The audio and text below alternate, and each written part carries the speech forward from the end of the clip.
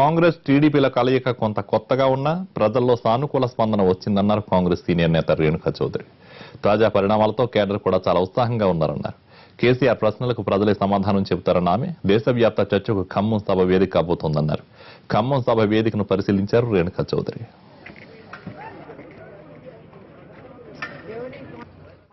ఏర్పాట్లు జరుగుతున్నాయి. మాకు కూడా ఒక న్యూ ఎక్స్పీరియన్స్ ఇది, కాంగ్రెస్ తెలుగుదేశం కలిసి చేయటం. కానీ it's very good it's happening because నూతన బిగినింగ్స్ అని అనుకుందాము. ఈ సంవత్సరం ఆఖరికి కార్తీక మాసంలో ఈ నిర్ణయాలు తీసుకొని ముందుకు సాగుతున్నాము.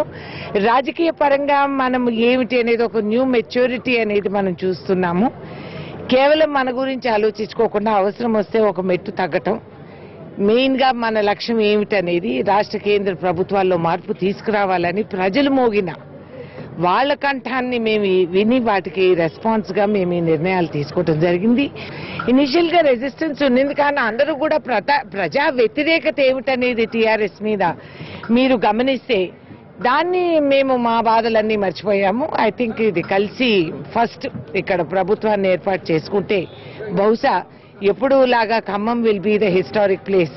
ఈ మొదలు నూతన beginnings, greater message to whole of India ఏమిటంటే మన రాజకీయ స్వార్థాలు కొంచెంసేపు మనం మర్చిపోయి పక్కకు పెట్టి దేశం కోసం మనం ఏం చేయగలుగుతాము, ఒక మంచి పరిపాలన ఏర్పాటు చేసుకోవాలంటే అందరినీ కలిసికట్టుగా కలుపుకొని మనం ముందుకు సాగాలి.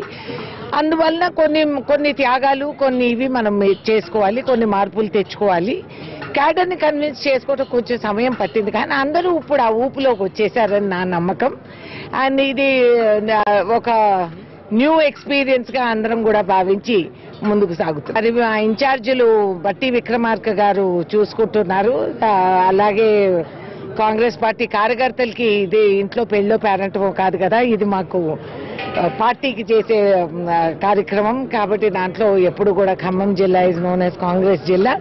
ఇవాళ తెలుగుదేశం కాంగ్రెస్ కలిసి ఇక్కడ అధిక సంఖ్యలో జనాభా తరలి వస్తారనేది దాంట్లో